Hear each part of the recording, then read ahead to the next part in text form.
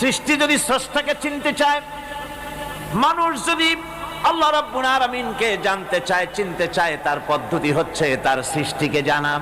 তার সৃষ্টির মাধ্যমেই তাকে চেনা যাবে।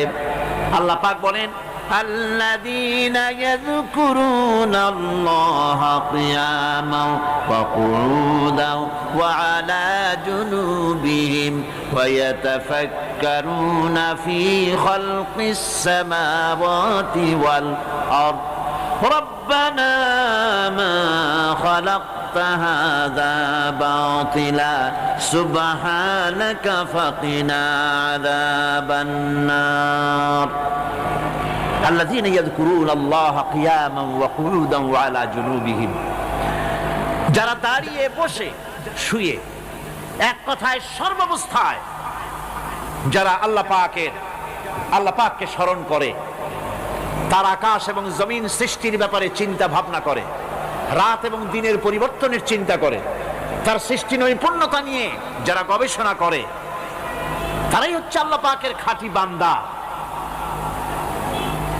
একজন সত্যানুসন্ধানী চোখের সামনে যখন নিখিল বিশ্বের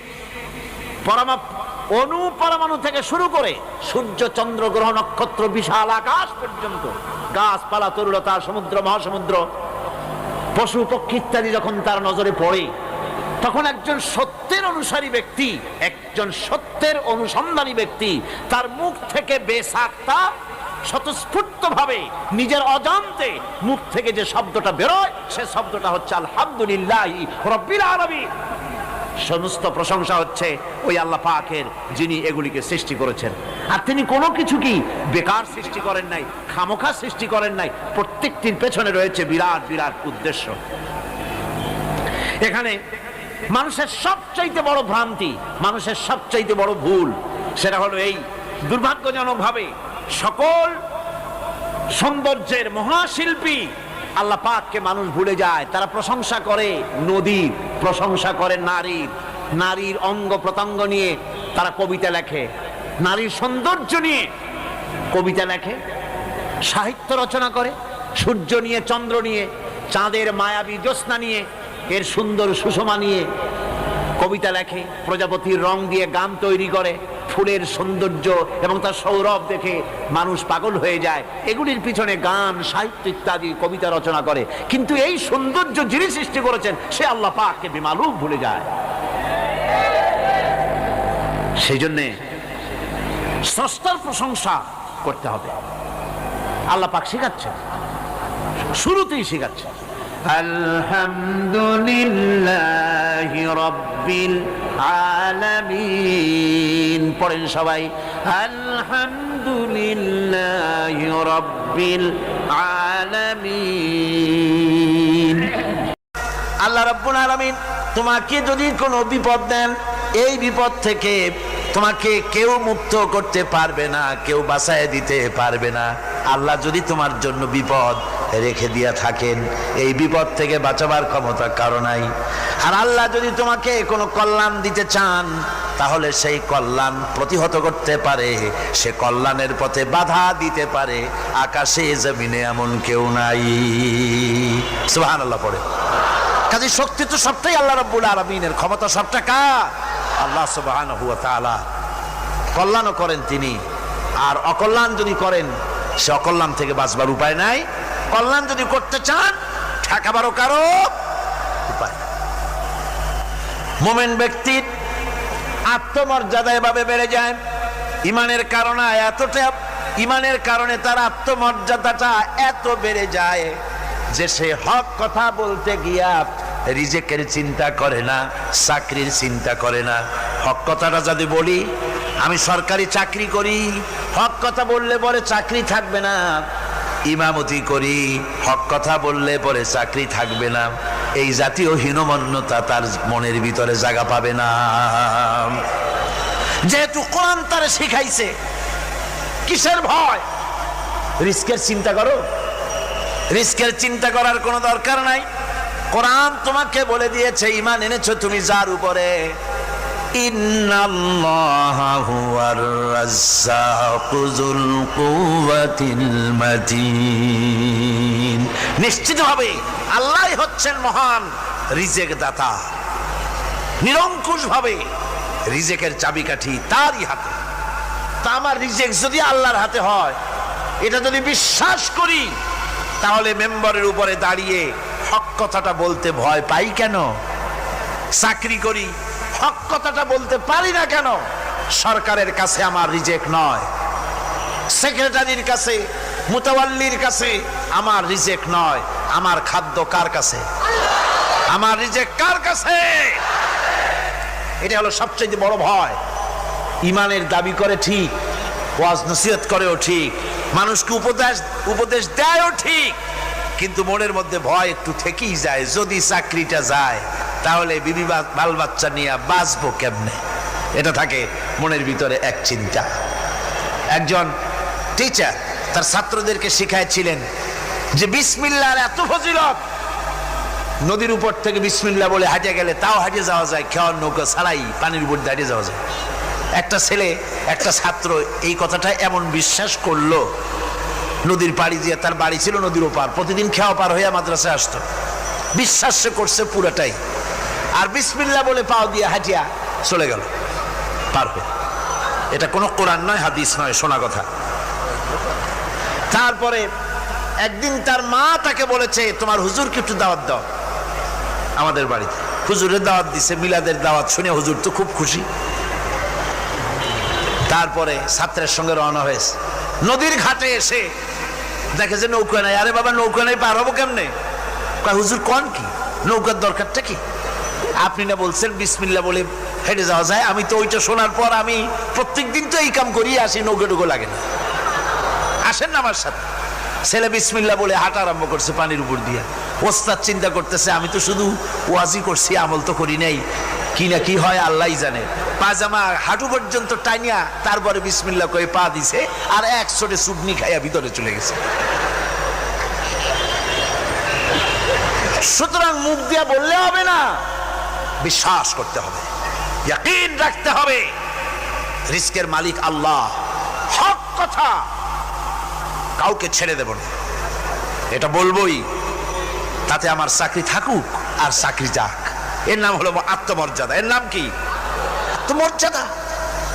নইলে আপনি মসজিদের ইমাম, আর দুর্ভাগ্যজনক সত্য, মসজিদের ইমামগুলি অধিকাংশ ক্ষেত্রে এমন সব সেক্রেটারি মুতাওয়াল্লি হয় যারা ইসলামী আদর্শকে বিশ্বাসী করে না। কথাটা ঠিক কিনা?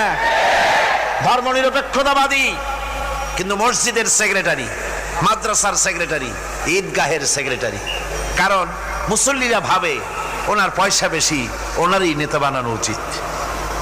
অথচ কোরআন নিষেধ করেছে এমন কোন লোক মসজিদের মুতাওয়াল্লি সেক্রেটারি হতে পারে না যে ব্যক্তি আল্লাহর পথে পরিচালিত নয়, যে আল্লাহকে মানুষের চাইতে বেশি ভয় না করে, যে ব্যক্তির ভিতরে দ্বীন নাই, ঈমান নাই, ইসলামী আদর্শ নাই, শুধু পয়সার বিনিময় সেক্রেটারি মেম্বার মুতাওয়াল্লি হয়ে বসে আছে, আর ইমাম ভয়ের স্বরে কথা বলে না।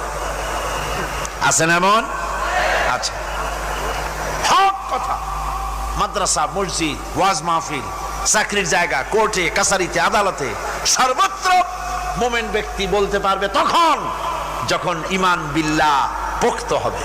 আল্লাহর প্রতি ঈমানটা যখন পোক্ত হবে, তখন সে বুঝবে এ চাকরি আমার পায়ের গোলাম। এখানে যদি আমার চাকরি না থাকে, অন্য জায়গা থেকে রিস্কের ব্যবস্থা আল্লাহ পাক আমাকে করে দিবেন।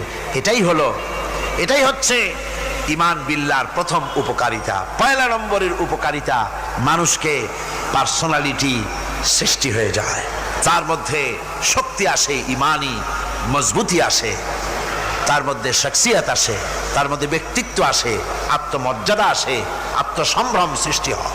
এটা হলো পয়লা নম্বরের উপকার। ঈমান আনার জন্য আল্লাহর প্রতি মানুষ ঈমান আনলে পরে 2 নম্বরের যে উপকারটা হয় সেটা হলো মানুষের ভিতর থেকে অহংকার দূর হয়ে যায়। অহংকার থাকে না। যে ব্যক্তি ঈমান বিল্লাহ যার ভিতরে ঢুকে যায়, আল্লাহর ঈমান পরিপূর্ণ রূপে এসে যদি যায়, তাহলে তার ভিতরে অহংকার থাকে না। কেন থাকে না? অহংকার থাকে না এই জন্য, যেহেতু মুমিন ব্যক্তি জানে আল্লাহ রাব্বুল আলামিন জানে, আল্লাহ রাব্বুল আলামিনের সামনে বান্দা জানে, কথা বুঝতে পারে, কোরআন পড়ে জানে যে আমি আল্লাহর সামনে সম্পূর্ণ অসহায়। অসহায় যে যার কিচ্ছু নাই, সে কি অহংকার করতে পারে? অর্থ নাই, বিত্ত নাই, কিছু নাই, সে কি অহংকার করে? অহংকার কারা করে? অহংকার করে যাদের অর্থ আছে, বিত্ত আছে, শিক্ষা আছে, বিদ্যা আছে, স্বাস্থ্য আছে, জমি আছে, জমা আছে, বাড়ি আছে, কল আছে, কারখানা আছে, গাড়ি আছে, এরাই না অহংকার করে। কিন্তু ঈমান বিল্লাহ যখন আসি, তখন সে বুঝতে পারে আমার শক্তি কোনো শক্তি নয়। ওয়া হুয়াল কাহিরু ফাওকা ইবাদি। সমস্ত আল্লাহ রাব্বুল আলামিন বলছেন সমস্ত বান্দার উপরে কর্তৃত্ব হচ্ছে আল্লাহ পাকের। আল্লাহর কর্তৃত্ব থেকে বেরিয়ে আসার ক্ষমতা কারো নাই। সবচাইতে শ্রেষ্ঠ শক্তি কার? আল্লাহ পাক। ওই আল্লাহ রাব্বুল আলামিন বলেছেন, চ্যালেঞ্জ করেছেন, যদি সম্ভব করতে পারো, অহংকার করতেছো, বড়াই করতেছো, যদি সম্ভব করতে পারো আমার জমিন থেকে বেরিয়ে যাও। যদি সম্ভব করতে পারো, অহংকার তো খুব করো, বাস করো আমার জমিনের উপরে, খাও আমার ফসল, জীবন আমি দিলাম, চক্ষু আমি দিলাম, আমার চোখ দিয়ে দেখো, আমার দেওয়া কান দিয়ে শোনো, আমার দেওয়া বিবেক দিয়ে চিন্তা করো, সব তো আমি দিয়েছি, তারপরেও যদি অহংকার করো। ইয়া মাশারাল জিন্নি ওয়াল ইনসি ইন ইসতাতাতুম আন তানফুযু মিন আকতারিস সামাওয়াতি ওয়াল আরদ ফানফুযু লা তানফুযুনা ইল্লা বিসুলতান। হে পৃথিবীর মানুষেরা, হে পৃথিবীর জিনেরা, ইয়া মাশারাল জিন ওয়াল ইনস, হে পৃথিবীর মানুষ, মনুষ্য জাতি এবং জিন, যদি সম্ভব করতে পারো তাহলে আমার ইহাতা থেকে, আমার জমিন থেকে, আমার জমিনের উপর থেকে বেরিয়ে যাও। এমন দেশে যাও যেখানে আমার সূর্য নাই, যেখানে আমার চন্দ্র নাই, যেখানে আমার আলো নাই, যেখানে আমার বাতাস নাই, অক্সিজেন নাই, আমার পানি নাই, এমন কোন জায়গা যদি পাও বেরিয়ে চলে যাও। যাওয়া যাবে? আর যারা জবাব দিলেন না তারা পারবেন বুঝি? যাওয়া যাবে। আল্লাহ পাক বলছেন ফানফুযু লা তানফুযুনা ইল্লা বিসুলতান। আমার রাজত্ব থেকে, আমার ইহাতা থেকে, আমার পরিমণ্ডল থেকে, আমার কর্তৃত্ব থেকে বেরিয়ে যাওয়ার কোনো পথ নাই। কেউ বেরিয়ে যেতে পারবে না। আকাশ দিয়ে, জমিন দিয়ে পরিবেষ্টন করে রেখেছি, পালাবার উপায় নাই, ভাগবার জায়গা নাই। এই কথা মুমিন যখন পড়ে আস্তে করে মাথা নিচু হয়ে আসে, আমি কত দুর্বল আমার মহান আল্লাহর সামনে। সুবহানাল্লাহ। এই জন্য আমি বলি, কিসের বড়াই করবেন? কিসের বড়াই? বিদ্যার বড়াই। কতটা বিদ্যা অর্জন করেছেন, কতটুকু শিখেছেন? আপনার থেকে আরো অনেক শিক্ষাবিদ রয়েছেন, আবার তার থেকে আরো অনেক শিক্ষাবিদ রয়েছেন, কতটুকু শিখেছেন? এখনো ছাত্র অনেক কিছু আছে যা আপনি আজও জানতে পারেন নাই। সারা জীবন আমরা তালিবে ইলম, সারা জীবন আমরা ছাত্র। মুহাদ্দিস হন, মুফাসসির হন, প্রফেসর হন, প্রিন্সিপাল হন, যেই হন না কেন, চিকিৎসাবিদ, চিকিৎসা বিজ্ঞানী, রাষ্ট্রবিজ্ঞানী, দার্শনিক, যেই হোক না কেন, সব ছাত্র। সব কি? ছাত্র। বহু কিছু এমন আছে যা আজও মানুষ উদ্ধার করতে পারে নাই, শিখতে পারেনি। সুতরাং শিক্ষার বড়াই করো না। এরপরে অর্থের বড়াই করবা। কয়টা টাকার মালিক হয়েছে তুমি? টাকার বড়াই করে মানুষ। জিজ্ঞেস করা হয়, মিয়া সাহেব রোজা রাখেন না কেন? কয় রোজা রাখবো, চাউলের অভাব আছে নাকি? না ধানের অভাব আছে। না টাকার অভাব আছে? নাউজুবিল্লাহ। কত টাকা হয়েছে? আল্লাহ রাব্বুল আলামিন যদি ইচ্ছা করেন এমন রোগ দিয়া দিতে পারেন, হার্টের ভিতরে ক্যান্সার দিয়ে দিতে পারেন, ব্রেনের ভিতরে টিউমার দিয়ে দিতে পারেন, রক্তের ভিতরে ক্যান্সার দিয়ে দিতে পারেন, হাড়ের ভিতরে ক্যান্সার ঢুকায় দিতে পারেন। এমন রোগ হয়ে যেতে পারে ডাক্তারের 14 গোষ্ঠী গুলে খেলেও রোগ ভালো হবে না। সারা জীবন যত টাকা কামাই করেছেন গোষ্ঠী বেচলেও ঔষধের পয়সা হবে না। পারবে কিনা আমার আল্লাহ? জোরে বলেন পারবেন কিনা? পারবেন, প্রচন্ড ক্ষমতা। কাজী বান্দা যখন এগুলি পড়ে মাথাটা নিচু হয়ে আসে যে ক্ষমতা তো তার, বড়াই করার কোনো উপায় নাই। আমরা কিতাবের মধ্যে পড়েছিলাম, সেই আল মুস্তাতরফ একটা কিতাব ছিল, আলেমে পড়ানো হতো। মৌলানা শামসুদ্দিন সাহেব পড়েছেন নিশ্চয়ই? জি, ওলামারা পড়েছে। সেই কিতাবে আলেম ক্লাসে পড়ানো হতো তখন আমাদেরকে একটা আরবি সাহিত্য। ওই আরবি সাহিত্যের ভিতরে পড়েছিলাম, সেখানে এক জমিদার বিবাহ করেছে, তারপরে তার নবপরিণীতা স্ত্রীকে নিয়ে খেতে বসেছে। এমন সময় এক ভিক্ষুক এসেছে। জমিদার রাগ হয়ে দরজার কাছে দিয়ে বেচারাকে ধমক দিয়ে বের করে দিয়েছে, ভিক্ষা নেওয়ার আর তুমি সময় পাও না, আমি বিয়ে করেছি, নতুন বউ নিয়ে খাইতে বসছি, বেরো এখান থেকে। গলায় ধাক্কা দিয়া ফালাইয়া তারপরে তাড়াই দিছে। বাস কয়েক বছর পর এই জমিদারের জমিদারি গেল, টাকা গেল, পয়সা গেল, সব শেষ। বউ পুষবে এমন পয়সাও নাই, বউ তার থেকে বিচ্ছিন্ন হয়ে গেল, বউকে তালাক দিয়ে দিল। দীর্ঘদিন পর এই স্ত্রী বিবাহের একটা প্রস্তাব এলো আর এক জমিদারের সাথে, আর এক এলাকার নতুন এক জমিদার হয়েছে, তার সঙ্গে বিবাহের প্রস্তাব এলো। এরপরে সেই বিয়ে হয়ে যাওয়ার পর নতুন জমিদারের সাথে এই স্ত্রী বসে খানা খেতে বসেছে প্রথম দিন। এমন সময় দরজার কাছে এক ভিখারি এসে হাজির। নতুন জমিদার বলছে, বউ আমরা তো খেতে পারবো, আমাদের খাবারের প্লেটটা আজকে প্রথম তোমাকে নিয়ে খেতে বসেছি, এই খাবারের প্লেটটা ধরেই তুমি ভিখারিকে দিয়ে আসো। বউ খাবারের প্লেটটা ভিখারির হাতে দিতে গিয়ে সেন্সলেস হয়ে পড়ে গিয়েছে, বেহুশ হয়ে পড়ে গিয়েছে। নতুন জমিদার অনেকক্ষণ অপেক্ষা করলো, বউ ফেরে না কেন, যায় দেখে বেহুশ, মুসাফির সেখানে দাঁড়ানো। কিছুক্ষণ পর বউয়ের হুশ হলো, জিজ্ঞেস করলো, হয়েছে কি, তুমি এরকম পড়ে গেল কেন? এই মুসাফিরকে দেখে বউ বলতেছে, আল্লাহর কসম, তুমি যখন আমাকে প্লেট ভরা খাবার দিয়ে পাঠাই দিলা ভিক্ষুককে দেওয়ার জন্যে, যারে ভিক্ষা দিতে গেলাম, আল্লাহর কসম করে বলি এ হচ্ছে আমার সেই প্রথম স্বামী। এবার ওই জমিদার বলতেছে, তুমি যেমন কসম করে বলতেছো এই হলো তোমার প্রথম স্বামী, আমিও আমার আল্লাহর নামে কসম করে বলি আমিও সেই ভিখারি যেদিন তোমরা খেতে বসেছিলে আর আমি ভিক্ষা নিতে গিয়েছিলাম, আমাকে দরজা থেকে তাড়াই দিয়েছিলে। সুতরাং বড়াই করো না, অর্থের টাকার বড়াই করো না, অহংকার করো না। স্বাস্থ্যের বড়াই করো না, স্বাস্থ্য ভালো, অহংকার করো না।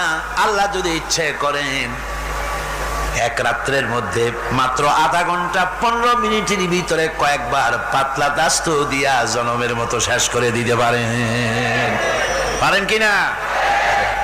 সুতরাং মানুষ ঈমান বিল্লাহ, আল্লাহর প্রতি ঈমান মানুষকে এভাবে বিনয়ী করে দেয়। কোন আলহামদুলিল্লাহ। অহংকার বলে কিচ্ছু থাকে না তার, সে আগে সালাম দেয়। ঈমান বিল্লাহ, যার মধ্যে ঈমান, আল্লাহর ঈমান ঢুকে যায়, তার আগে কেউ সালাম দিতে পারে না। রাসূলুল্লাহ বলেছেন, যে ব্যক্তি আগে সালাম দেয় সে অহংকার মুক্ত। জোরে বল সুবহানাল্লাহ। এখন তো সালাম শুধু পেতে চায়। দারোগা চিন্তা করে পুলিশের আমারে সালাম দেবে, আমি ওরে সালাম দিতে যাবো কেন? ও প্রত্যেক দিন আমারে দেয় স্যালুট, আমি দেবো ওরে সালাম, একটা কথা। এসপি মনে করে ইন্সপেক্টর আমারে সালাম দিবে, আইজি মনে করে এসপিরা আমারে সালাম দিবে, প্রেসিডেন্ট মনে করে মন্ত্রীরা আমারে সালাম দিবে, হুজুররা মনে করে মুরিদরা আমারে আগে সালাম দিবে। না, এটা সুন্নতের খেলাফ। রাসূলুল্লাহর আগে কেউ সালাম দিতে পারে নাই। জোরে কোন সুবহানাল্লাহ। আগে সালাম দাও।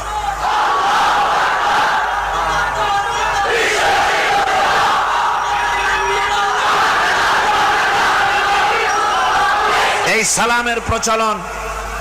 সালামের প্রচলন মুসলমানদের মধ্যে বেশি বেশি হওয়া উচিত। আপনারা সালামের প্রচলন চালু করে দিবেন, বেশি করে চালু করবেন। বউরে সালাম দিবেন, বউ আপনাকে দেবে। ঘরের মধ্যে ঢুকবেন, ঢুকেই বলবেন আসসালামু আলাইকুম ওয়া রাহমাতুল্লাহি ওয়া বারাকাতুহু। বাইরের থেকে গেছেন, ঘরে ঢুকেই প্রথম সালাম দেন, বউ সালামের জবাব দেবে, বউ আপনাকে দেবে। বাচ্চাদের সালাম দেন, বাচ্চারা আপনাকে দিবে। এরকম সালামের প্রচলন চালু করেন। রাসূলুল্লাহ বলেছেন, মানে একটা গাছের আড়ালে এই সালাম হলো, লোকটা গাছের আড়ালে চলে গেছে, আবার দেখা হয়েছে, আবার সালাম দেয়। এখন এই সালাম কমে গেছে। এখন সালামের পরিবর্তে অনেক কিছু হয়েছে। সালাম দেয়, তার জবাবও দেয় না। যদি বলে কেউ গরিব মানুষ সালাম দিয়েছে বড় লোক করে, আসসালামু আলাইকুম, ওয়ালাইকুম আসসালাম বলতে চায় না, একটু মাথা নাড়ে। তারপর জিজ্ঞেস করে, স্যার কেমন আছেন? এই যাচ্ছে, কেটে যাচ্ছে। কি কেটে যাচ্ছে? তোমার কল্লা? আলহামদুলিল্লাহ বলতে পারো না? অধিকাংশ ক্ষেত্রে যদি জিজ্ঞেস করেন কেমন আছেন, এই যাচ্ছে, কেটে যাচ্ছে। আপনার যত অসুখ হোক আগে বলেন আলহামদুলিল্লাহ, তারপরে অসুখের কথা বলেন। আপনার যদি কোনো অসুবিধা থাকে আগে আলহামদুলিল্লাহ কন, তারপরে অসুখের কথা কন। হযরত সুফিয়ান সাউরি রাহমাতুল্লাহ আলাইহি আল্লাহর একজন জবরদস্ত ওলি ছিলেন। একবার তার সামনে এক মুরিদ এসেছে, মাথায় একটা বড় রুমাল খিসা বান্দা। জিজ্ঞেস করলেন, মিয়া তোমার এই মাথাটা এরকম বান্দা কেন? কয় যে হুজুর, মাথার যন্ত্রণায় অস্থির হয়ে গেছি, সেই জন্য মাথাটা বাঁধে রাখছি। এরকম ব্যথা কয়দিন হয়েছে? কয় যে না, সবসময় হয় না, বছরে 2-1 হইলেও পারে, না হইলেও পারে। বলে বছরে 2-1 মাথা ব্যথা হয়, সেই ব্যথাটা দড়ি দিয়া বান্দা মানুষে দেখাইলা যে আমার ব্যথা হয়েছে, অসুবিধাটা দেখালে, আর যতদিন ভালো ছিলে ওইটার প্রমাণ স্বরূপ মাথায় কি বান্দা মানুষকে দেখাইছো। সুতরাং শুকরিয়া আদায় করো সব সময়। আলহামদুলিল্লাহ আলা কুল্লি হাল, সব অবস্থা আমি ভালো আছি, আমার থেকে আরো অনেক খারাপ আছে। সুতরাং সালামের প্রচলন তারাই করে বেশি যারা বিনয়ী হয়। অহংকার যাদের মধ্যে জায়গা পায় না। অহংকার পাবে কি করে? বান্দা কোরআন থেকে জেনেছে, ওয়াল্লাহুল গানিয়্যু ওয়া আনতুমুল ফুকারা। আল্লাহ রাব্বুল আলামিন বলেন, তোমরা হলে সবাই ফকির, তোমরা হলে সব মুখাপেক্ষী, আর একমাত্র আল্লাহ রাব্বুল আলামিন বেনিয়াজ। আল্লাহই শুধু বেনিয়াজ, আর সব কি মুখাপেক্ষী। কার কাছে? আল্লাহর কাছে। এই জন্য বিনয়ী হতে হবে। যে জমিনটা বাস করি, জমিনটা কার? চিল্লায় কোন কার? লিল্লাহি মা ফিস সামাওয়াতি ওয়া মা ফিল আরদ। আকাশও তার, জমিনও। এই কথা যদি জানা থাকে, বিশ্বাস থাকে, তাহলে সেই ব্যক্তি অহংকার করতে পারে না, সে বিনয়ী হয়। ঈমান বিল্লাহ তাকে বিনয়ী বানায় দেয়। আর বিনয়ী মানুষ, নিরহংকার মানুষই আল্লাহর কাছে বেশি পছন্দ। এই ঈমান তার ভিতরে এই কথা জাগ্রত করে দেয়। আমি যদি একটা গাড়ির মালিক হয়ে থাকি, আমি যদি একটা বাড়ির মালিক হয়ে থাকি, আমি যদি স্ত্রী পুত্র সন্তান পেয়ে থাকি, আমি যদি মন্ত্রী হয়ে থাকি, আমি যদি কিছু পেয়ে থাকি, আমার হাতের কামাই দ্বারা পাই নাই। আল্লাহ শিখাই দিচ্ছেন, ওয়ামা বিকুম বিনিমাতিন ফামিনাল্লাহ। যত নেয়ামত তোমরা পেয়েছো সব আল্লাহ রাব্বুল আলামিন দিয়েছেন। জোরে বলেন সুবহানাল্লাহ। দাতাকে ভুলে যেও না, আল্লাহর কাছে বিনয়ী হও। সমস্ত নেয়ামত একমাত্র তিনি দিয়েছেন। ঈমান বিল্লাহর দ্বারা মানুষের এই গুণ সৃষ্টি হয়, এই উপকার হয় মানুষের, যে সে বিনয়ী হয়ে যায়।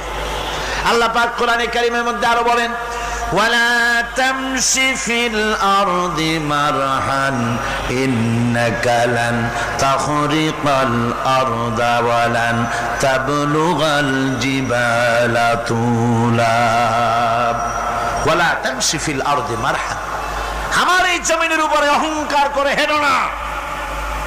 আল্লাহ পাক নিষেধ করেছেন, জমিনের উপরে অহংকার করে হেঁটো না। এই জমিনের উপরে অহংকার করে হাঁটতে গিয়া তুমি পদাঘাত করে আমার জমিনটারে ফাটাই দিতে পারবে না, আবার অহংকার করে লাভ দিয়া আমার পাহাড়টার উচ্চতাও ছাড়াই যেতে পারবে না। যখন তুমি পাহাড়ের উচ্চতা ছাড়াতে পারবে না, যখন জমিনটারে লাথি মেরে ফাটাই দিতে পারবে না, তখন আবার অহংকারটা কিসের? কিসের অহংকার? নিজের দিকে তাকাও, তোমারে আমি বানাইছি কি দিয়া? তোমার পেটের মধ্যে কি, তোমার শরীরের মধ্যে কি? মলমূত্র দিয়ে পেটটা ভরা, আর দুনিয়ায় এসেছো এক ফোঁটা নাপাক পানি দিয়ে। যে নাপাক পানি ফোঁটা শরীর থেকে বেরিয়ে গেলে পরে গোসল ওয়াজিব হয়ে যায়, ফরজ হয়ে যায়, এমন একটা নাপাক পানি যার জন্মের উৎস, তার তো অহংকার করার শোভা পায় না। অহংকার করবেন কেবলমাত্র কে? চিল্লায় বলেন কে? হাদিসে কুদসির ভিতরে এসেছে, আল্লাহ পাক বলেছেন অহংকার হচ্ছে আমার ইজার, অহংকার হচ্ছে আমার চাদর। যে ব্যক্তি অহংকার করে সেজন্য আমি আল্লাহর চাদর নিয়ে টানাটানি করে। জোরে কর নাউজুবিল্লাহ, চিল্লায় কর নাউজুবিল্লাহ।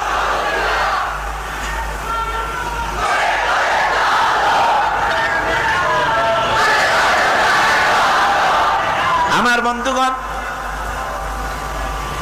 আল্লাহ রাব্বুল আলামিন কোরআনে কারীমের মধ্যে বলেছেন, আমার সঠিক বান্দা যারা অহংকার তাদের মধ্যে থাকে না। ওয়াইবাদুর রাহমানিল্লাযীনা ইয়ামশুনা আলাল আরদি হাওনা। রহমানের বান্দা যারা, আমি আল্লাহ পাকের গোলাম যারা, তারা জমিনের উপরে খুব বিনয়ের সাথে চলে। তাদের চলাফেরা দেখলেই বোঝা যায় লোকটা বিনয়ী, আল্লাহর বান্দা। সুবহানাল্লাহি ওয়া বিহামদিহি। কি বলেন? মানুষের চলাফেরা, চাহনি, ওঠা বসা, কথাবার্তা দেখলেই বোঝা যায় না লোকটা কি চরিত্রের? বোঝা যায়। এক পদের মানুষ আছে গম্ভীর হয়ে বসে থাকে, মনে হয় যেন নবজাদা নসরুল্লাহ খানের শালা। নামাজ নাই। কি হয়েছে? মাইক এমনি আজকে আমি নিজেও টের পাচ্ছি, আমি মাইকের আওয়াজ নিজেও পাচ্ছি না। মাইকটা ভালো করে দেন মাইকের অপারেটর, আর জোরে সোরে একটু জিকির করেন লা ইলাহা ইল্লাল্লাহ, লা ইলাহা ইল্লাল্লাহ, লা ইলাহা ইল্লাল্লাহ।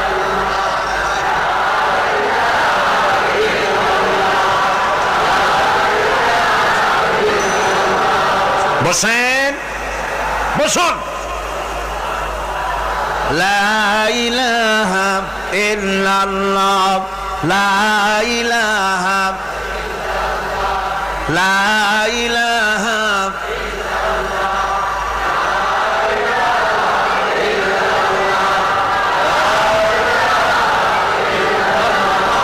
লা ইলাহা ইল্লাল্লাহ মুহাম্মাদুর রাসূলুল্লাহ।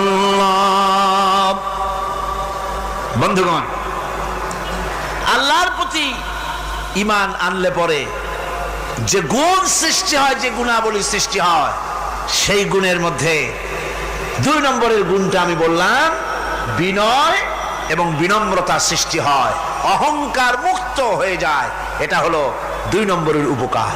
প্রথম নম্বরের উপকার হচ্ছে মর্যাদা সৃষ্টি হয়। 2 নম্বরে কি হয়? অহংকার মুক্ত হয়ে যায়। আল্লাহ রাব্বুল আলামিনের উপরে ঈমান আনলে পরে, ঈমান বিল্লাহ যখন এসে যায় ভিতরে, আল্লাহর প্রতি যখন ঈমান পরিপূর্ণতা লাভ করে, তখন তার 3 নম্বরের উপকার যেটা হয় সেটা হলো সে নির্ভীক হয়ে যায়, তার মধ্যে বীরত্বের সৃষ্টি হয়। জোরে বলেন আলহামদুলিল্লাহ। ঈমানদার লোক কোনোদিন কাপুরুষ হয় না। ঈমানদার লোক কাপুরুষ হয় না, বীর পুরুষ হয়। আর পৃথিবীতে কাপুরুষেরা কোনো ইতিহাস সৃষ্টি করতে পারে না। বীর পুরুষ জীবনে মরে একবার, আর কাপুরুষ মরে জীবনে বারবার। পাতিশিয়ালের ডাক শুনে চিতই পড়ে। ট্রাকের টায়ার পাংচার হয়েছে, আওয়াজ শুনে হার্ট ফেল করে। এই হলো যারা নাকি ঈমানের দিক থেকে দুর্বল, তাদের এই অবস্থা। আর ঈমানদার যারা, তারা বোমার আওয়াজ শুনে পালায় না, বরং আহত সিংহের মতো আওয়াজ যেদিকে হয়েছে সেদিকে ছোটে গিয়ে দেখে তার কোনো ভাই আহত হয়েছে কিনা। এটা হলো ঈমান বিল্লাহর তৃতীয় গুণ, তৃতীয় উপকার। আল্লাহর প্রতি ঈমান আনলে পরে মানুষ নির্ভীক হয়ে যায়। মানুষের সবচাইতে ভয়টা কি কন্ত বলতে পারেন? সবচাইতে বড় ভয় কিসে? মৌতের। অবশ্য কেউ কেউ বড় ভয় বউকেও মনে করে যে বউ হলো সবচাইতে বড় ভয়ের জিনিস। স্ত্রীকে অনেকে মৌতের চাইতেও ভয় মনে করে। একবার নাকি একজন দেশের বাদশাহ তিনি বলছিলেন মন্ত্রীকে যে আমার দেশের লোকেরা সবচাইতে কারে বেশি ভয় করে? মন্ত্রী বলছে দেশের লোকেরা সবচাইতে বউকে বেশি ভয় করে। বলি এটা একটা কথা হলো নাকি? প্রমাণ করতে যদি না পারো তাহলে তোমার চাকরি শেষ। প্রধানমন্ত্রী তো মুসিবতে পড়ে গেছে। তারপরে সমস্ত লোক দেখেছে, সমস্ত শহরবাসীকে দেখে তারপরে বলছে তোমরা যারা বউকে ভয় করো না তারা সব এদিকে আসো, আর যারা বউকে ভয় করো তারা এ পাশে থাকো। এখন যারা ভয় করে তারা সব একদিকে চলে আসছে। একটা শুকনা শাকনা মানুষ একা দাঁড়ায় আছে, ভয় করে না সেই দলে, আর সব একদিকে। বাদশা আশ্চর্য হয়ে গেল, সব মানুষ ভয় করে একদিকে চলে আসলো, আর তুমি একা শুকনা শাকনা মানুষ, তুমি বউরে ভয় করো না, ব্যাপারটা কি? কয় যে না, বউকে ভয় করি কিনা তা জানি না, আমি আসার সময় আমার বউ বলে দিয়েছে সব লোক যেদিকে যাবে সেদিকে যাবে না, একা দাঁড়ায় থাকবে একদিকে।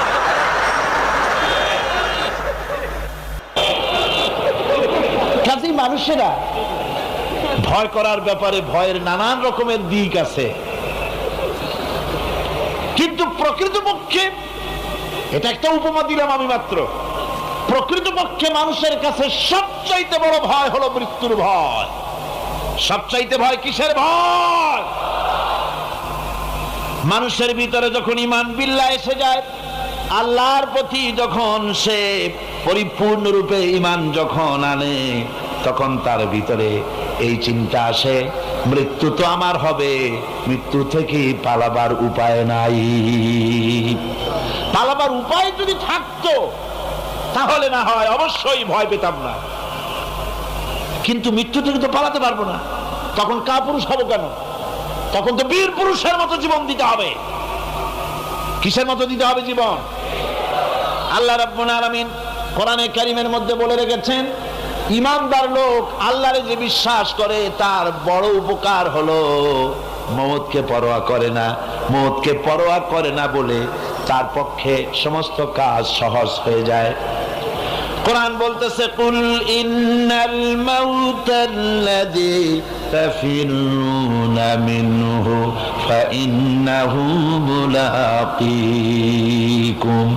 মরণ তোমার, মরণ থেকে পালাও তুমি, মরণ তোমায় লইবে ঘিরি। মরণ থেকে পালাও তুমি, মরণ তোমায় লইবে ঘিরি। যদিও সুদূর আকাশ পানে লুকাও সেথায় লাগিয়ে সিঁড়ি। হে মহারোগের চিকিৎসক নাই, নাই সে ঔষধ জগতে। খুঁজিয়া কাতর হইলে কি হবে, পারিবে না তারে ফিরাতে। এ মৃত্যু আসবেই, মৃত্যুর হাত থেকে বাঁচবার কোন উপায় যখন নাই, তখন সেই মওত কাপুরুষের মওত কেন হবে? ঈমান এই উপকার করে মানুষকে, বুকটারে বড় বানায় দেয়। মানুষ শুকনা হতে পারে কিন্তু কলিজাটা বিরাট হয়, তার কলিজাটা বড় হয়ে যায়। আল্লাহর ভয় তার মধ্যে আসে, যেহেতু সে জানে। কোরআনে কারীমের মধ্যে আল্লাহ পাক বলেছেন, আইনামা তাকুনু ইউদরিকুমুল মাউতু ওয়ালাউ কুনতুম ফি বুরুজিম মুশাইয়াদা। আল্লাহ পাক বলেন, দুর্ভেদ্য দুর্গের ভিতরে যদি তুমি পালায় থাকো, মৃত্যু সেখানে গিয়া তোমারে খুঁজে বের করবে, এড়াতে পারবে না। একজন তার বাড়িতে কুত্তা দিয়া বাড়ি ভরে ফেলেছে। ঘরের কুত্তা, খাটের নিচে কুত্তা, ড্রয়িং রুমে কুত্তা, বেডরুমে কুত্তা। তার বন্ধু এসে বলে, ভাই তোমার বাড়ি এত কুত্তা কেন? আগে তো তুমি এত কুত্তা পাগল ছিল না, এত কুত্তা পালতেছো কেন? কয় যে ওয়াজ শুনে আসছে। আশ্চর্য কথা, ওয়াজ শুনে তুমি কুত্তা পালা আরম্ভ করলা? কয় যে না, সব কথা শুনে নাও না আগে। বলে কি? কয় যে ওয়াজের মধ্যে শুনলাম রাসূলুল্লাহ বলেছেন যে বাড়িতে কুত্তা থাকে ঘরের মধ্যে আর প্রাণীর ছবি থাকে ওখানে নাকি ফেরেশতা আসে না। তা আমি কুত্তা রেখে দিছি, ঘরের থেকে বাইর হই না, আজরাইল আসতেও পারবে না, আমার জানও কবজ হবে না। বন্ধু ছিল খুব চালাক। বন্ধু কয় যে ও কুত্তাওয়ালা বন্ধু, বুঝলাম আজরাইল আসবে না, কিন্তু কুত্তা কি কিয়ামত পর্যন্ত বাঁচে না মরে? কয় যে না ভাই, কুত্তা তো মরে। কয় কুত্তা মারে যে ফেরেশতায়, তোমারে মারবে সেই ফেরেশতায়। পালাবা কেমনে? পালাবার উপায় নেই। যেখানেই থাকে, বাড়িতে হোক, গাড়িতে হোক, দেশে হোক, বিদেশে হোক, মৃত্যু যখন আসবে, মৃত্যুর হাত থেকে এড়াবার কোন উপায়। আমার বন্ধুগণ, মৃত্যু থেকে বাঁচবার কোন উপায় নাই। এজন্য এই ক্ষণস্থায়ী জীবনের সুখময়, অনন্তকাল সুখময় জীবনকে মানুষেরা, ইমানদার লোকেরা জলাঞ্জলি দিয়ে চির সুখময় আল্লাহর জান্নাতে যাওয়ার জন্য জীবন দিতে মোটেও তাদের বাধে না। জীবন দিতে হবে আল্লাহর রাস্তায়। যখন মরবই, বাসা যখন যাবে না, বাসা কি যাবে? চিল্লায় কোন যাবে? রাসূলুল্লাহ যখন বাঁচেন নাই, কত বড় কথা! আল্লাহ রাসূল যখন বাঁচেন নাই, তো পৃথিবীতে কে বাঁচবে? রাসূলের যখন ইন্তেকাল হয়েছে, সবাইকে মরতে হবে, কোনো সন্দেহ নাই। সন্দেহ আছে? মরা লাগবে। সেই মওতটা ঈমান বিল্লাহ, আল্লাহর প্রতি ঈমান আনলে পরে ওই মওতের ভয় আর থাকে না। মনটা তখন নির্ভীক হয়ে যায়, সে বীর হয়ে যায়। তখন তার মন বলে, মরা যখন লাগবে, জীবনটা যিনি দিয়েছেন তার জন্য দিয়ে দেই না কেন? জীবন যিনি দিয়েছেন তার জন্য দিয়ে দেই। বদরের যুদ্ধ, রাসূল করিম সাল্লাল্লাহু আলাইহি ওয়াসাল্লাম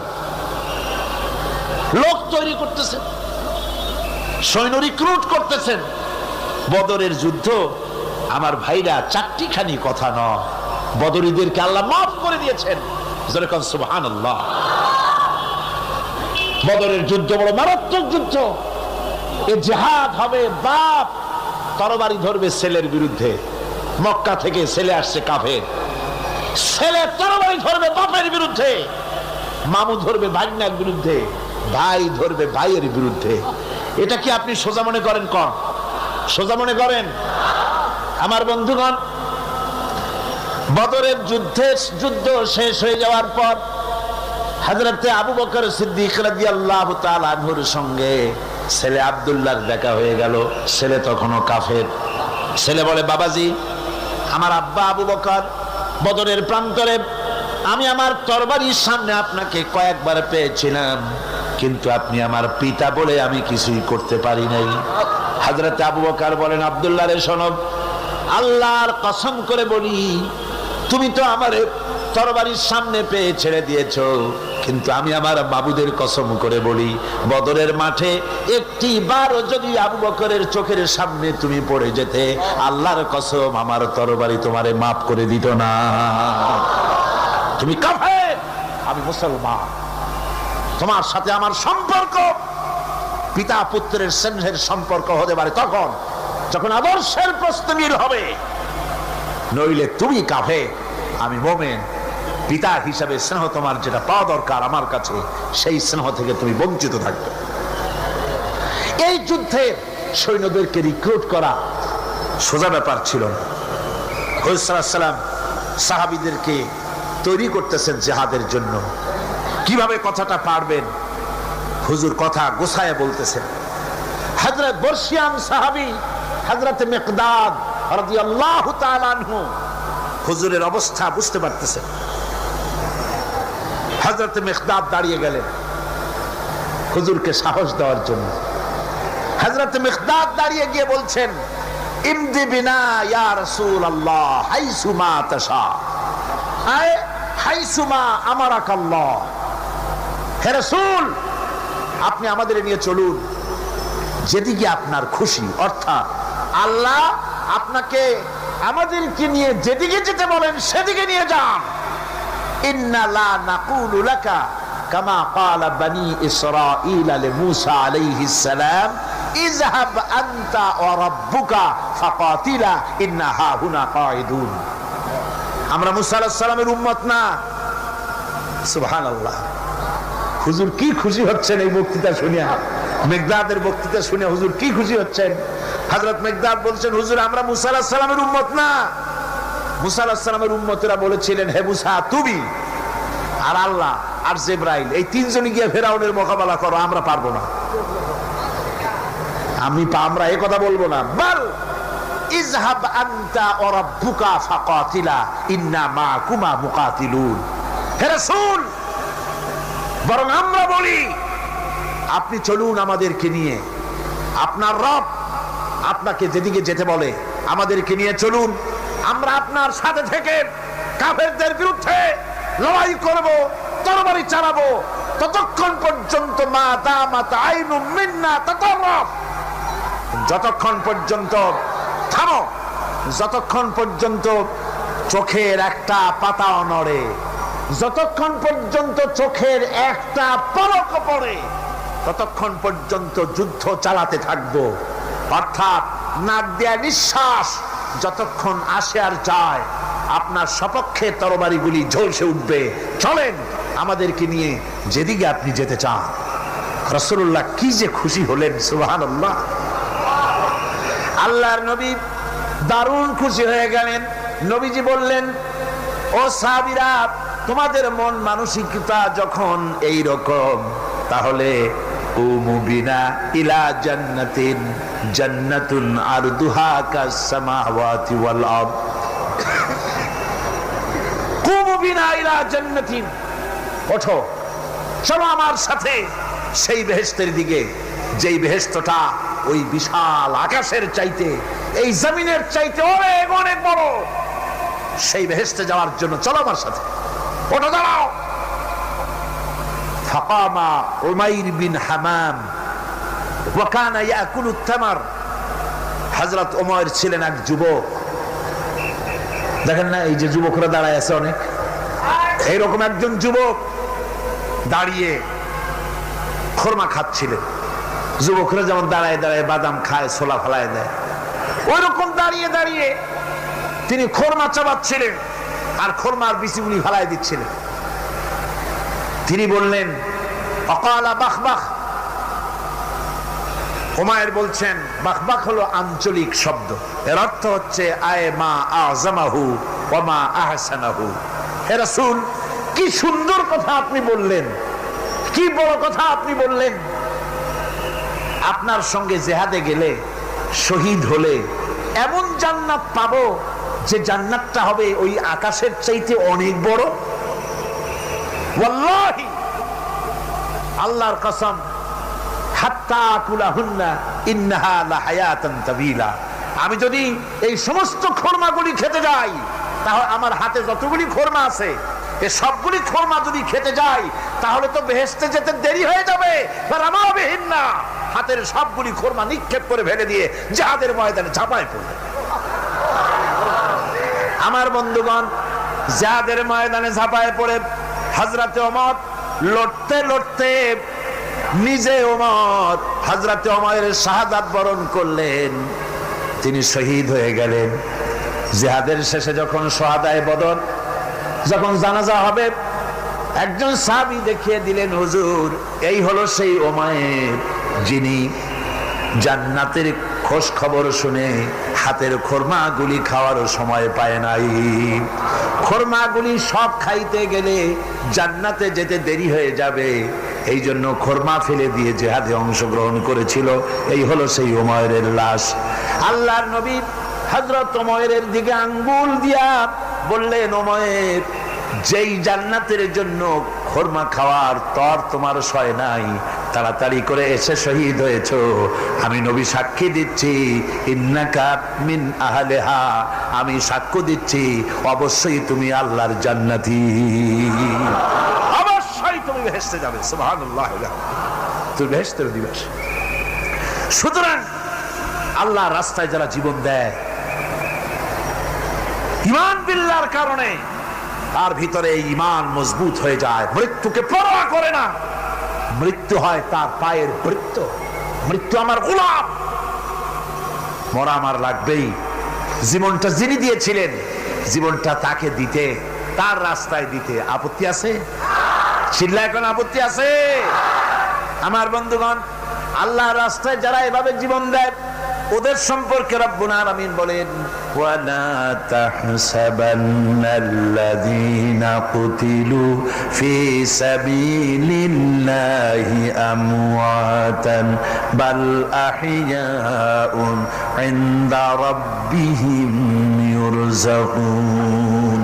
যারা নাকি আমার রাস্তায় জীবন দিল, আমার রাস্তায় যারা জীবন দিয়েছে, নিহত হয়েছে, তাদেরকে তারা মৃত্যু হয় নাই, বরং তারা জীবন লাভ করেছে।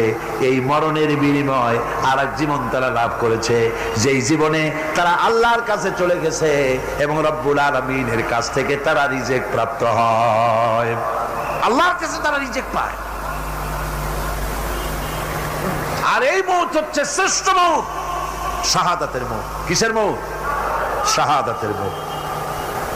আমার বন্ধুগণ, জীবনের পরোয়া মুমিনের সবচেয়ে বড় উপকার আল্লাহর পর ঈমান আনার। জীবনের পরোয়া সে করে না, কারণ রাসূলুল্লাহ বলেছেন শাহাদাতের মৌতের যন্ত্রণা, শরীরে যদি কেউ চিমটি কাটে, খামসি কাটে, একটা চিমটি দিলে যতটুকু ব্যথা লাগে, মৃত্যুর শাহাদাতের এই মৃত্যুর যন্ত্রণা এর থেকে বেশি কিছু না। কিতাবের ভিতরে এসেছে, ফেরাউনের স্ত্রী আসিয়া যখন ফেরাউনকে মানে নাই, শেষ পর্যন্ত ফেরাউন অর্ডার দিয়া দিল, আসিয়ারে মারো। মারার জন্য তক্তার ভিতরে হাজার হাজার প্যারাক মারো। তক্তায় প্যারাক মারা হলো, তক্তা তারে উল্টায় দিল, প্যারাক গুলো খাড়া হয়ে গেল। প্যারাক বোঝেন কিনা? প্যারাক বোঝেন? প্যারাক গুলো খাড়া হয়ে গেল।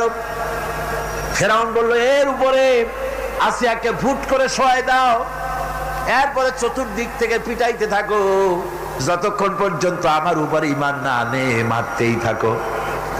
প্যারাকের উপরে নারী দেহ আসিয়াকে শোয়াই দেওয়া হলো, আর চতুর্দিক দিয়ে আঘাত করা হচ্ছে।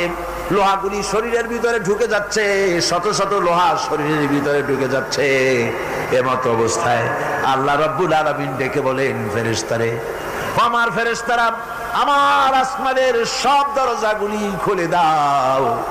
আমার আসিয়া মৃত্যুর আগে, প্রাণ বেরিয়ে যাওয়ার আগে, আমার জান্নাতটা দেখে যেন প্রাণটা বেরিয়ে যায়। আল্লাহর এই রাস্তায় মানুষ জীবন দিতে কুণ্ঠাবোধ করে না। যদি ঈমান বিল্লাহ, আল্লাহর প্রতি ঈমান মজবুত হয়ে যায়, তার জীবনের মোটেও পরোয়া হয় না। জীবন দিয়েছেন আল্লাহ, এই জীবন দিব, কাকে ফিরায় দেব? আল্লাহ। এই জন্য আল্লাহ পাক বলেছেন, ইন্নাল্লাহা ইশতারা মিনাল মুমিনিনা আনফুসাহুম ওয়া আমওয়ালাহুম বিআন্না লাহুমুল জান্নাহ। আমি আমার মুমিনের জান এবং মাল সবটা খরিদ করে নিয়েছি, বিনিময়ে মুমিনকে আমার বেহেশত দিয়ে দিয়েছি। তোমার জানটাও আমার, মালটাও আল্লাহ। সুতরাং জান মাল তো আমার, আমার রাস্তায় জান দাও, মাল দাও। মুমিনের এই শক্তি বাড়ে, মুমিনের ভিতরে এই ঈমান সৃষ্টি হয় আল্লাহর প্রতি ঈমানের কারণে। নির্ভীক সে বীর হয়ে যায়, তার ধারণা এটা হয়, ঈমানের ব্যাপারে মজবুত হয় যে পৃথিবীর সমস্ত শক্তি একত্রিত হয়ে যদি আমাকে চেষ্টা করে, আমার এক গাছা পশম বাঁকা করতে পারবে না, যদি না আল্লাহর হুকুম না থাকে। সুবহানাল্লাহ। কোরআনে কারিমে রব্বুল আলামিন বলেন, ওয়া মা হুম বিদারিনা বিহি মিন আহাদিন ইল্লা বিইজনিল্লাহ। আল্লাহ রাব্বুল আলামিনের সুস্পষ্ট কথা হলো এই যে আল্লাহর বিনা অনুমতিতে কেউ তোমার কোনো ক্ষতি করতে পারবে না। জোরে কোন সুবহানাল্লাহ। কেউ ক্ষতি করতে পারবে না। আবার নির্ধারিত সময় আসার আগে মৃত্যু তোমার হবে না। মৃত্যুর যখন নির্ধারিত সময় হবে, তখনই মৌত হবে, এর আগে হবে না। আল্লাহ পাক বলেছেন ওয়ামা কানা লিনাফসিন আন তামুতা ইল্লা বিইذনিল্লাহি কিতাবাম মুআজ্জালা। আল্লাহ পাক বলেন আমার নির্ধারিত সময় আসার আগে 1 সেকেন্ড আগে মরবে না, 1 সেকেন্ড পরেও মরবে না। অনেকে বলে অমুকের অকাল মৃত্যু হয়েছে, বলে না, বলে কি না অকাল মৃত্যু হয়েছে, এটা বাজে কথা। কিসের অকাল মৃত্যু? কালেই মরছে, হায়াত ওখানেই শেষ। হায়াত থাকতে 1 সেকেন্ড আগে 1 সেকেন্ড পরে মৃত্যু হবে না। যখন নির্ধারিত সময় আসবে সেই সময় মরবে, এর আগে বা পরে মৃত্যু হবে। মৃত্যু নির্ধারিত সময়ের আগে মরবে না মানুষ, বাহানায় হোক ওসিলায় হোক, মরণ যেখানে আছে সেখানে যাওয়াই লাগবে। এই জন্যে কবি বলছেন দো চিজ আজ দো চিজ কাসাদ জোরে জোর একে আবেদানা দিগার খাকে গোর। দুটি জিনিস মানুষকে টানে, একটা হলো খাদ্য আর একটা হলো মৃত্যু। খাবার যেখানে আছে সেখানে যেতেই হবে, আর মৃত্যু যেখানে আছে সেখানেও যেতে হবে। কোরআনে কারিমে রব্বুল আলামিন বলেন কুল লাউ কুনতুম ফি বুয়ুতিকুম লাবারাযাল্লাযীনা কুতিবা আলাইহিমুল কাতলু ইলা মাদাজিহিম। আল্লাহ পাক বলেন হে নবী তুমি বলে দাও, তুমি শোনায় দাও, যাদের ভাগ্যে নিহত হওয়া আছে তারা যদি তাদের বিছানায় শুয়েও থাকে, প্রকোষ্ঠের ভিতরে থাকে, মৃত্যু সেখানে গিয়ে হাজির হবে, ওখানেই মৃত্যু হয়ে যাবে। মৃত্যুর সময় আসতে পরে মানুষকে মোটেই সময় দেওয়া হবে না, সময় যখন আসবে সময় মতো তাকে বিদায় নিতে হবে। সুতরাং ঈমান, আল্লাহর প্রতি ঈমান আনলে পরে মানুষের ভিতরে নির্ভীকতার সৃষ্টি হয়, সে কাউকে পরোয়া করে না আল্লাহ ছাড়া। চিল্লায় কোন সুবহানাল্লাহ, আরো জোরে বলেন সুবহানাল্লাহ। সাহস, বুক ভরা সাহস তার মধ্যে আসবে। এরপরে আল্লাহর প্রতি ঈমান আনার জন্য, ঈমান আনলে পরে আরেকটি উপকার মানুষের হয়, এটা হলো 4 নম্বর উপকার। এটা কয় নম্বর? 4 নম্বরের উপকার হলো আল্লাহর প্রতি মানসিক প্রশান্তি আসে। সেই মানসিক প্রশান্তিটা হলো ইমানদার কখনো হতাশ হয় না, ইমানদার কখনো হতাশায় ভোগে না, নিরাশায় ভোগে না। যেহেতু কোরআন শরীফের ভিতরে আল্লাহ পাক বলেছেন আল্লাহর রহমত থেকে কেবল কাফেররা ছাড়া আর কেউ নিরাশ হয় না। আল্লাহর রহমত থেকে নিরাশ হয় কারা? যেরকম কারা নিরাশ হয়? আর কেউ আল্লাহর রহমত থেকে নিরাশ হয় না। সুতরাং আল্লাহর প্রতি এই আশা ভরসা, আল্লাহর প্রতি এ ধরনের একটি প্রশান্তি মনের মধ্যে থাকে, সে হতাশ হয় না। কারণ আল্লাহর প্রতি ঈমান আশায় তার বুক বেঁধে দেয়। আল্লাহ পাক কোরআনে কারীমের মধ্যে বলেছেন আল্লাযী খালাকানি ফাহুয়া ইয়াহদিন। আল্লাহ ইব্রাহিম আলাইহিস সালামের মুখ দিয়ে কথা বলেছেন, আল্লাহ হচ্ছেন তিনি যিনি আমাকে সৃষ্টি করেছেন আর আমার হেদায়েতের রাস্তাও তিনি দেখিয়ে দিয়েছেন। ওয়াল্লাযী হুয়া ইউতঈমুনি ওয়া ইয়াসকিন। আর আমি যখন ক্ষুধার্ত হই তিনি আমারে খাওয়ান, আর আমি যখন তৃষ্ণার্ত হই তিনি আমারে পান করান। কে খাওয়ান? কে খাওয়ান আর পান করান কে? আল্লাহ পাক বলেন ওয়াইদা মারিতু ফাহুয়া ইয়াশফিন। ইব্রাহিম আলাইহিস সালামকে দিয়ে আল্লাহ এই কথাও বলালেন, আমি যখন অসুস্থ হই আমারে রোগ মুক্ত কে করে দেয়? বলেন না কে করে দেয়? আল্লাহ রাব্বুল আলামিন রোগ মুক্ত করে দেন। হযরত আইয়ুব আলাইহিস সালামের ঘটনা কোরআনে কারীমের মধ্যে আল্লাহ রাব্বুল আলামিন উঠায় দিয়েছেন, বলে দিয়েছেন যাতে করে মুমিনেরা মনের মধ্যে আল্লাহর প্রতি আশা ভরসা আনতে পারে। রোগ হয়েছে হযরত আইয়ুব আলাইহিস সালামের, এত অসুখ, অসুখে রোগে শোকে আত্মীয় স্বজন স্ত্রী পুত্র পরিজন সব তারে ছেড়ে গেল, গায়ে পোকা হয়ে গিয়েছে। 1 বছর 2 বছর নয়, বছরের পর বছর ধরে রোগাক্রান্ত অবস্থায় আইয়ুব আলাইহিস সালাম আছেন। এবার সমস্ত শরীর ছেড়ে জিহ্বার মধ্যে পোকা হওয়া শুরু হয়ে গেছে। হযরত আইয়ুব আলাইহিস সালাম জিহ্বায় যখন পোকা শুরু হয়ে গেল, আল্লাহর দরবারে তখন তিনি ফরিয়াদ করে বলেছিলেন, রব্বুল আলামিন, সারা শরীরে পোকা ধরলো, শরীর জরা জরা হয়ে গেল, রোগে শোকে শেষ হয়ে গেলাম, কোনো শিকায়ত করি নাই, এবার তো কথা না বলে পারি না মাবুদ, তুমি দয়া করে আমার জিহ্বায় পোকা দিও না, আমার জিহ্বাটা পোকা ধরেছে, দয়া করে পোকা জিহ্বায় দিও না, কারণ আমার জিহ্বায় যদি পোকা হয়ে যায় তাহলে তোমার মতো আল্লাহর জিকির আমি কি দিয়া করব? আমার জিহ্বাটা ভালো রাখো আল্লাহ। হযরতে আইয়ুব আলাইহিস সালাম পড়েছিলেন, আন্নী মাসানি আদ-দুররু ওয়া আনতা আরহামুর রাহিমিন। আয় আল্লাহ, আমি রোগাক্রান্ত হয়ে পড়েছি আর তুমি তো রহমান রহিম। দোয়া মঞ্জুর হলো, আল্লাহ পাক আইয়ুব আলাইহিস সালামকে রোগ মুক্ত করে দিলেন। রোগ হলে পরে কে সেরে দেয়? কে সেরে দেয়? আল্লাহর প্রতি এই আশা, এই ভরসা, এই চিন্তা থাকতে হবে। আল্লাহ পাক বলেন, যখন আইয়ুব আমার কাছে দোয়া করলো আমিও জবাব দিয়া দিলাম, কোন সুবহানাল্লাহ। আল্লাহ পাক বলেন, ফাকাশাফনা মা বিহি মিন দুররিন ওয়া আতাইনাহু আহলাহু ওয়া মিসলাহুম মাআহুম রাহমাতাম মিন ইনদিনা। আমি তার কষ্ট দূর করে দিলাম, তার হারানো স্বাস্থ্য ফিরাই দিলাম এবং তার সাথী সঙ্গীদেরকে আমার পক্ষ থেকে আমার রহমত দিয়ে তার কাছে সব আবার আমি ফিরাইয়া দিলাম। সুতরাং মুমিন ব্যক্তি কখনো হতাশ হবে না। চতুর্দিকে দেখে বিপদ আর বিপদ, এই বিপদে সে হতাশ হয় না, আশায় বুক বেঁধে থাকে। নিরাশার আধারে তুমি হে আশার নূর, যেখানে বেরোবার কোনো পথ নাই সেখান থেকে পথ বের করে দেয় কে? চিল্লায় কোন কে দেয়? আমার আল্লাহ পাক। দেখেন হযরত ইউসুফ আলাইহিস সালাম হারায় গেলেন, মানে তার 11 ভাই ইউসুফ আলাইহিস সালামকে কুয়ার মধ্যে ফেলাই দিলেন, আর এসে তারা বলল যে ইউসুফ আলাইহিস সালামকে বাঘে খায়া ফেলেছে। এটা কি গল্প নাকি? এটা কোথায় আছে? কোরআন শরীফের মধ্যে আছে। ওই 11 ভাই মনে করেছিল ইউসুফ আলাইহিস সালামকে কুয়ার মধ্যে ফেলাই দিলাম, এ কুয়ার মধ্যে পচে মরবে, শেষ হয়ে যাবে।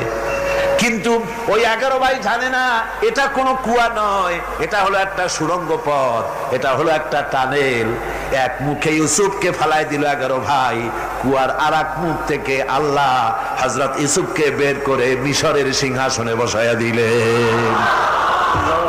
ওরা বোঝে না, তাই চিরকাল পাপীরা আল্লাহর বান্দাদেরকে, আল্লাহর দ্বীনের গোলামদেরকে অত্যাচার করে, মনে করে শেষ করে ভালাবো, কিন্তু শেষ আল্লাহর গোলামেরা হয় না, ওরাই শেষ হয়। ঠিক কিনা কর? জনে বলেন ঠিক কিনা?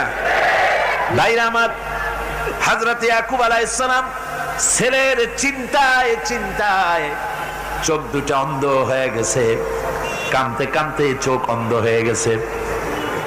কিন্তু হতাশ হন নাই, কারণ হতাশ হবে কেবলমাত্র কাফেরেরা। হতাশ হয় কারা? আল্লাহ বলেছেন হতাশ হয় কাফের, ইমানদার কখনো হতাশ হয় না।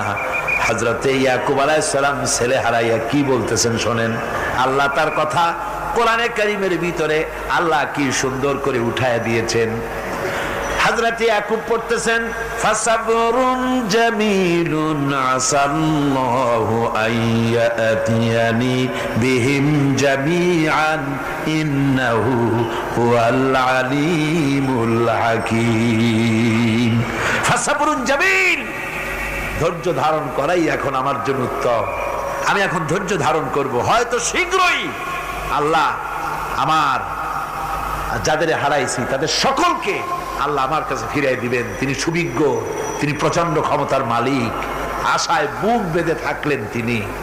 আর ইউসুফ আলাইহিস সালাম আজকে প্রেসিডেন্ট, তিনি মিশরের কি তিনি 11 ভাই গেছে সেইখানে খাবার আনার জন্য। হযরত ইউসুফ আলাইহিস সালামের চিনতে কোনো কষ্ট হয় নাই, ওরা তো চেনে নাই, কিন্তু ইউসুফ আলাইহিস সালাম চিনে ফেলেছেন। হযরত ইউসুফ কোনো প্রতিশোধ নিলেন না। হযরত ইউসুফ পরিচয় দিলেন আর বললেন, ভয় পাইও না, খাদ্য তোমাদেরকে দিয়া দিব। তোমাদের ব্যাপারে আমার বক্তব্য হচ্ছে, লা তাসরিবা আলাইকুমুল ইয়াউম, তোমাদের বিরুদ্ধে আমার কোনো ক্ষোভ নাই, বিদ্বেষ নাই, মাফ করে দিলাম। এই জামাটা নিয়ে যাও, আমার আব্বার জন্য এই জামাটা নিয়ে যাও। জামা নিয়ে যাচ্ছে মিশর থেকে। কোথায়? কেনান। কোথায়? মিশর।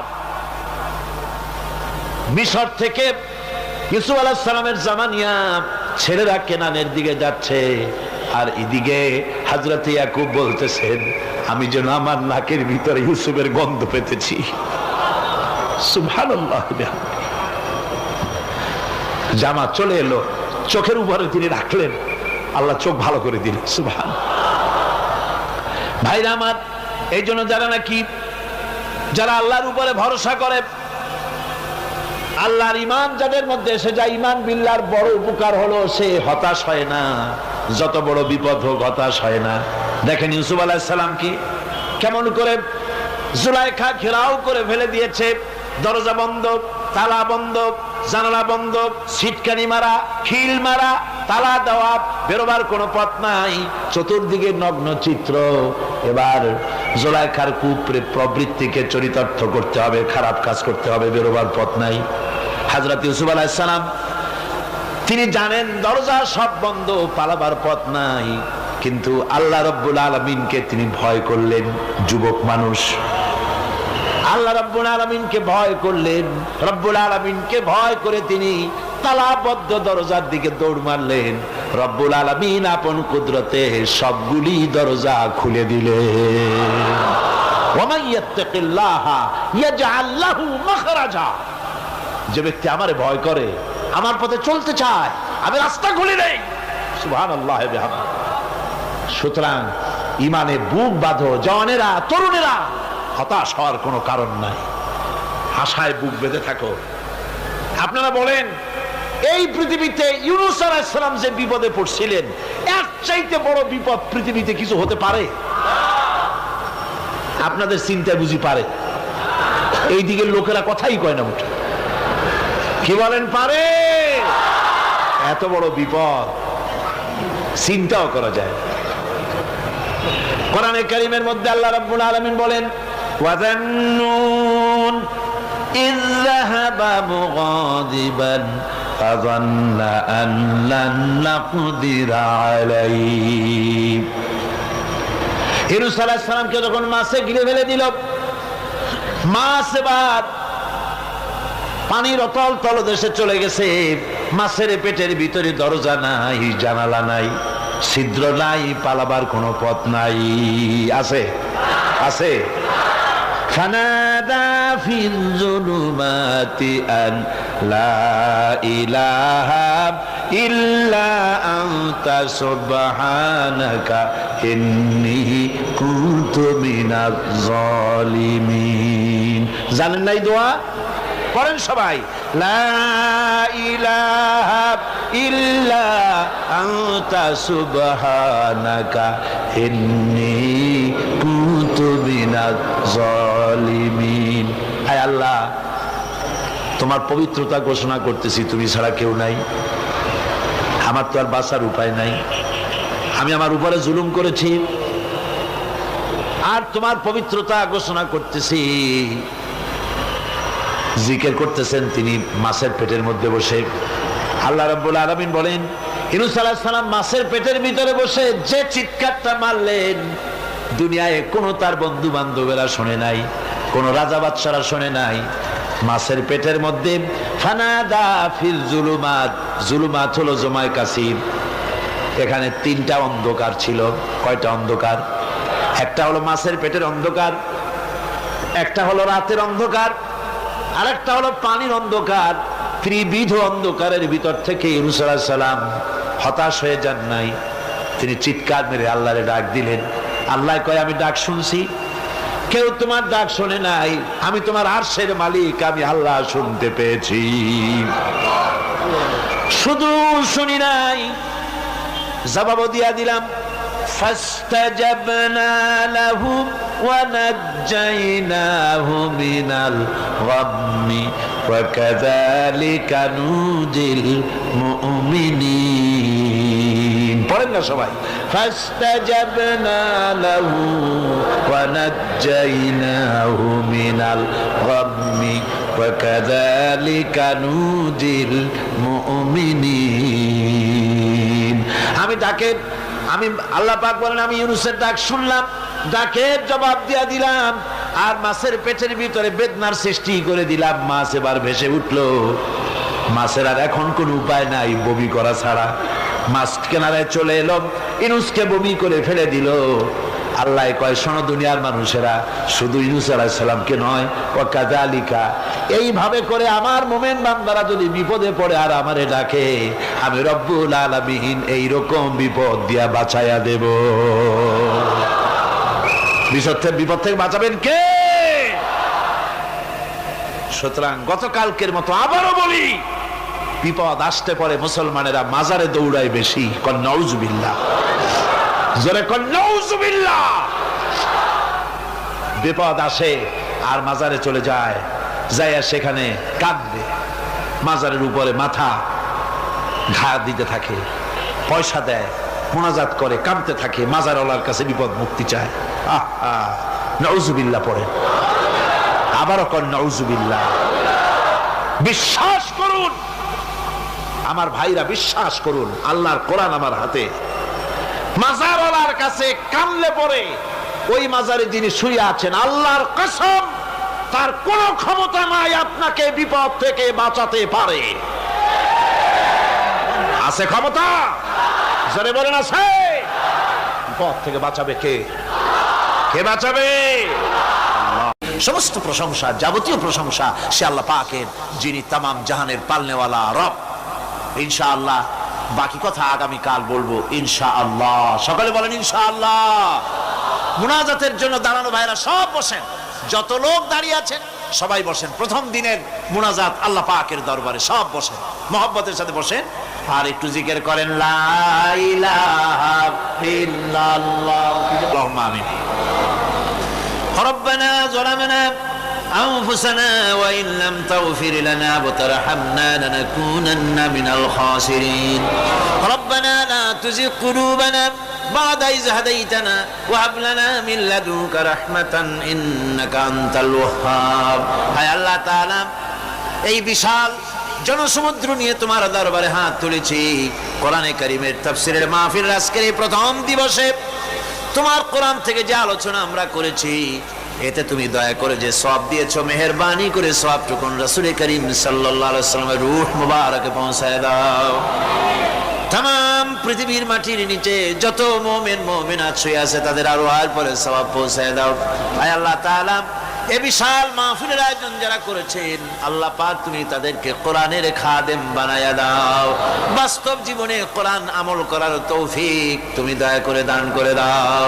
আয় আল্লাহ তাআলা, আয় আল্লাহ তাআলা, আজকে যারা ইসলাম কবুল করলেন, নিজের বাপ দাদার ধর্ম পরিত্যাগ করে যারা মুসলমান হলেন, আয় আল্লাহ পাক তোমার দ্বীনের খাদেম তারা হতে পারে তৌফিক তাদেরকে দিয়ে দাও। সুবহান রাব্বিকা রাব্বিল ইজ্জাতি আম্মা ইয়াসিফুন ওয়া সালামুন আলাল মুরসালিন আলহামদুলিল্লাহি রাব্বিল আলামিন ওয়া জাআলা আখিরা কালিমাতিন ইনদাল মাউত লা ইলাহা ইল্লাল্লাহু মুহাম্মাদুর রাসূলুল্লাহ। আসসালামু আলাইকুম ওয়া রাহমাতুল্লাহ।